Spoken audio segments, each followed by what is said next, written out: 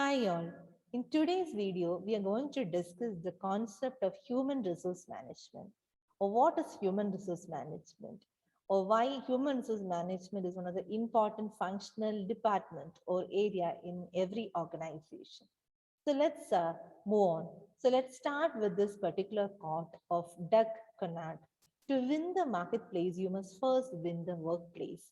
So every organization, they want to win the marketplace, they first want to win the workplace, or they wanted to provide a beautiful environment for their employees to work properly. So employees, they engage with employers and brands when they are treated as humans.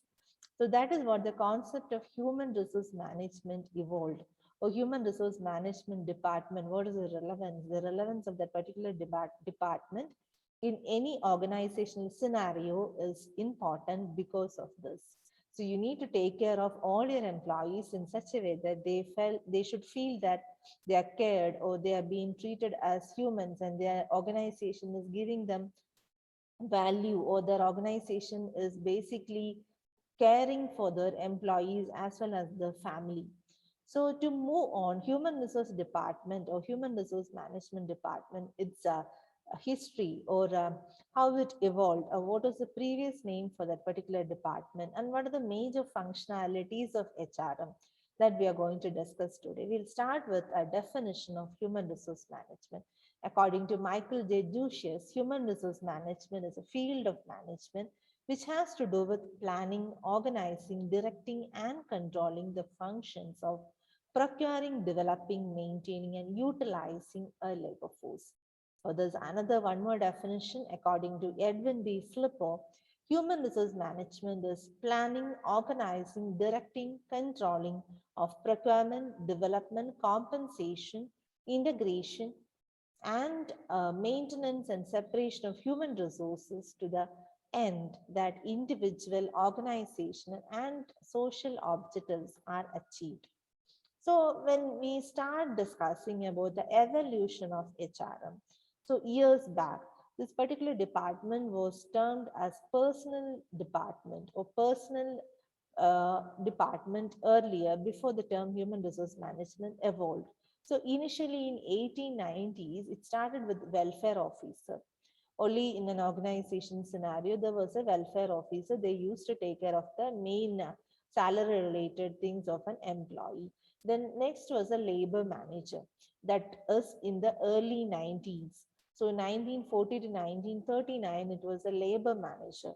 Then comes the personnel management, which I told you was a previous name for HRM, or most of the organizations in that time period of 1945 to 79. They named the department as a personnel management.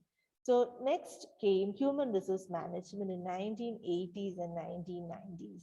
So now it's still continuing, but still the next revolution or the next term is human capital. That means HRM is already replaced by human capital management, HCM. Human capital means actually they are considering, organizations are nowadays considering their employees as capitals also, including the financial capital. They are considering their employees also as capital. So human resource management, the concept is basically human resources are basically this particular scenario. It is basically involved in recruitment, training, selection, career, ability, management of an overall development of an employee. There are a lot of aspects related with the human resource management. So let's move on to the functions of HRM. So before that, we understood what is human resource management. In a simple term, we can tell human resource management is the management of human resource or employees in an organization, a very simple way. So basically, there are two types of functions of HRM is there. One is managerial function, another one is operative function. So under managerial function, there is planning, organizing, directing, and controlling. And under operative function, there's employment, human resource development, compensation, human relations, industrial relations, and recent trends in HRM. So these are the operative functions of HRM, and another one is managerial functions. So let's move on with the managerial functions first. So planning, organizing, directing, and controlling. So planning function of human resource management is basically deciding in advance the future course of action. What's the meaning of the term planning? Same with the organizing is as after planning, obviously the HR manager must design and develop organizational structure to carry out the various operations. So next is the directing function of HRM. So what is directing? Again, directing here means directing or executing the particular plans. As planning and organizing, proper direction should be provided for proper execution of the plan. Then comes the controlling function of HRM. Controlling is basically foreseeing from the above, or it is concerned with the regulation of activities. We will be understanding that the actual, first we will decide on the standard and whether we'll measure the actual and whether actual is meeting with the standard. So same control is concerned with the regulation of activities in accordance with the plans, which in turn have been formulated on the basis of the objectives of the organization. So planning, organizing, directing, and controlling are the basic managerial functions of HRM. Then comes the next set of functions, operative functions. So in our entire 5 modules of our human resource management, which you're learning in your third semester, we will be discussing about all these operative functions, each one in detail as a separate chapter. So right now, I'll just give you a brief idea about what are the major operative functions of HRM. So first is employment. So employment function as an first operative function of HRM, it includes various aspects. First is job analysis, second one is human resource planning, third one is recruitment, then selection, placement, induction, and orientation. So these all are the different functionalities under the heading employment function of human resource. So what is job analysis? So from the term, we'll understand that it is an analysis of job. So job analysis is a process of collecting the data related to a particular job. So it is basically the process of collecting the information pertaining to a particular job. Okay, so once job analysis is done, what is human resource planning? Human resource planning is, there's another one more term for human resource planning, that is manpower planning. It is basically done in an organization at least every year to understand that whether we are understaffed or overstaffed. If we are understaffed, we need to look for new employees. We need to start a recruitment and selection procedure. If we are overstaffed, sometimes we'll transfer these employees to our other branches, or else there are chances that we'll lay off few employees. That means we'll ask them to leave the organization. Okay, so that is what is human resource planning all about. And through human resource planning, we will be forecasting our future human resource requirements or future manpower requirements. Also, we will forecast. That will be done under human resource planning or manpower planning. Then comes recruitment. So recruitment is the process of searching for prospective candidates and stimulating them to apply for job in our organization. This is a definition given by Edwin B. Flippo. So what is recruitment? It is a process of searching for prospective candidates and stimulating them to apply for job in the organization. So that is what is recruitment. There are so many sources of recruitment, such as advertisement or word of mouth communication, campus recruitment, lot of sources are there. We are going to discuss it as a separate chapter in our subject itself. So right now you can understand that recruitment is basically searching for prospective candidates and stimulating them to apply for job in our organization. So after recruitment, when the candidates started applying for job, from the candidates who have applied, we need to select the best suitable one for a particular job. So that is what is selection. So selection process basically happens after recruitment. Then comes a placement. So after selecting a particular candidate, we should place them in a correct job and correct job position and the correct department. So that is what is placement. And then induction and orientation. So what do you mean by induction and orientation? Once the employee is placed in an organization, after placing them, when the first day the employee joins an organization itself, we need to give them an induction about the particular organization, about the environment, about various aspects, about the managers, about the colleagues, about the rules and regulations, work timing, okay, again, leave policy, so other rules and regulations, everything. So that is what is induction and orientation. So this all will come under employment function of human resource. Then comes the human resource development function. Okay, once the employment function is done, next is human resource development. So any employee who joins a particular organization from day one, they start learning something. Even organization want them to learn something and to develop by themselves so that it will have a positive impact on the productivity of the employee.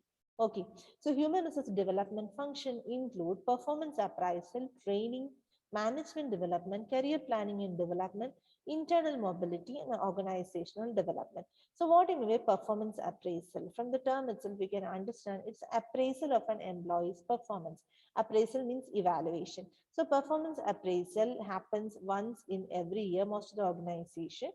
And mostly, I think 80% of the organizations will do performance appraisal once in every year. Apart from that, if you're a new joinee, sometimes after 6 months, after your probation period is over, also there's a performance appraisal will be conducted. So after the performance appraisal, this performance appraisal, the major purpose of performance appraisal is to evaluate an employee's performance. Okay, so when we evaluate an employee's performance, should understand whether that employee is right now in a which grade or which position. Okay, so that particular employee is a poor performer, can be an average performer, good, he can be a good performer or excellent performer. So that is what is performance appraisal. The performance appraisal is done basically to decide on the incentives, bonus, even salary hike at the same time to understand the level of employee development. So once performance appraisal is done, even training is the next thing. Training is actually imparting skill additions to an employee or imparting new skills or enhancing the skills of an employee. So every organization, especially good MNCs, will be giving rigorous training to their employees for their development, as well as it will have a positive impact on the productivity of an organization. So next is a career planning and development. This is basically employee centric, whereas employees should plan for their career as well as their development. Then internal mobility, transfer, promotion, and demotion are coming under internal mobility.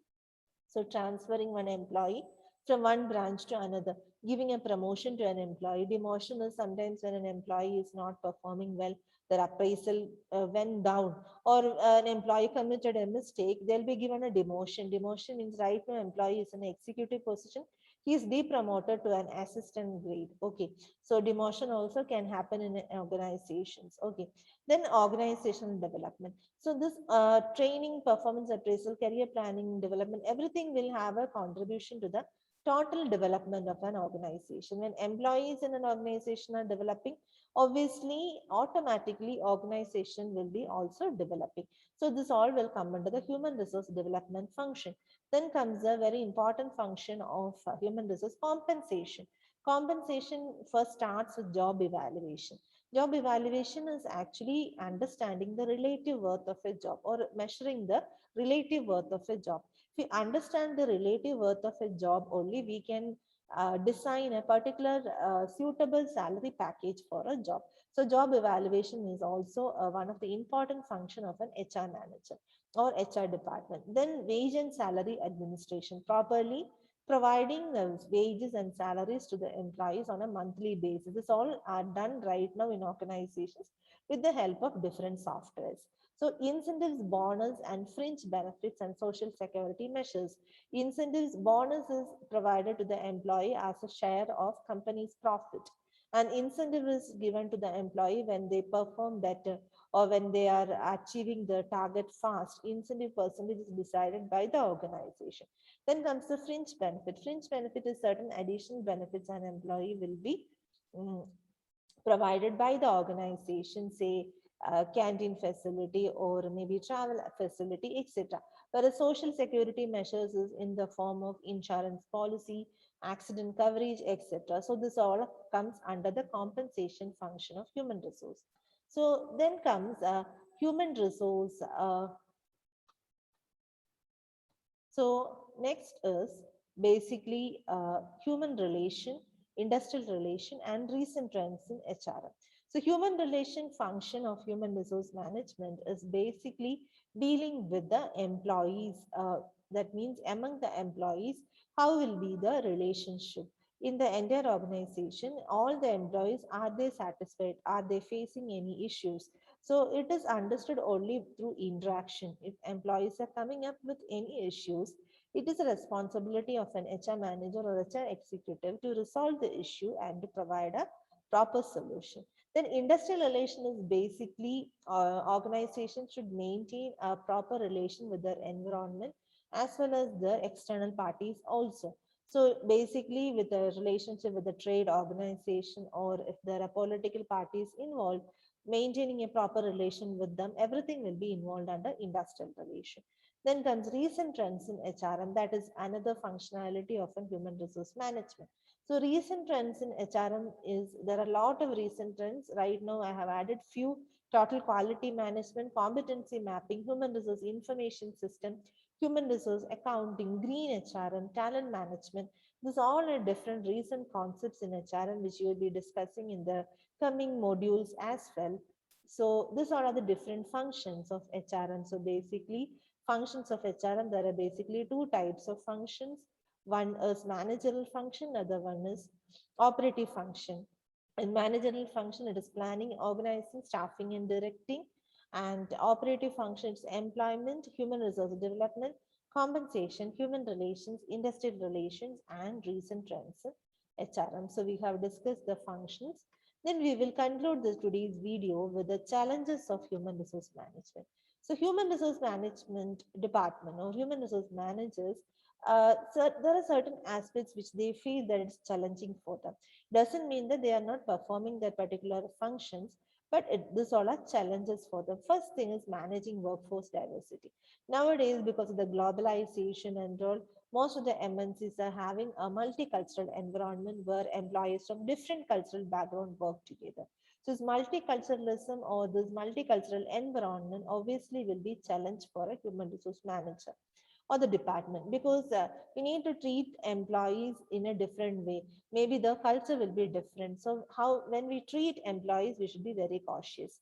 So meeting aspirations of employees. So nowadays, employees' needs and wants are unlimited, and we can say their expectations are very high. There are a lot of MNCs, and most of them will be competing each other for getting a good human resource. So when you get a competent employee in your organization, it's your responsibility to provide them with all the facilities which you can satisfy them. Then management of human relations. As I already told, human relations is one of the important function of human resource management. To manage this human relations is also another very challenging task, because every human being is different. Their expectation, their thinking, their perception, their attitude, everything will be different. So to manage them within an organizational framework and to satisfy them and to make them happy is very difficult task or challenging task. Next is creating dynamic workforce. So dynamic workforce is always a challenging. Dynamic means they should be equipped enough to do any particular work. So creating a dynamic workforce is also another challenging task for a human resource manager. Then meeting all the labor legislations. When it comes to MNCs, when they're having branches in different countries, when they're having a branch in India, in Indian context, there are a lot of labor laws pertaining to India. So they have to follow that, and they have to work in compliance with those laws. So that will be a challenging task every time for a HR manager. Then building core competence in creating competitive advantage. So competitive advantage of an organization is especially including their products and their output. Their employees is also giving a competitive advantage to an organization. So we need to always build the core competencies of the employees so that we'll get a competitive advantage. So that is also another important challenge of a particular HR manager. So HR department or human resource management is basically, it's a complex task, but again, it is dealing with people. That is why it is considered as a complex work or complex task. But still, when we take care of their employees, even they'll be happy. So basically, I'm going to end this video with the important message: train people well enough so that they can leave, treat them well enough so they don't want to. It is by Richard Branson. So that is what, that's all about today. So thank you for listening.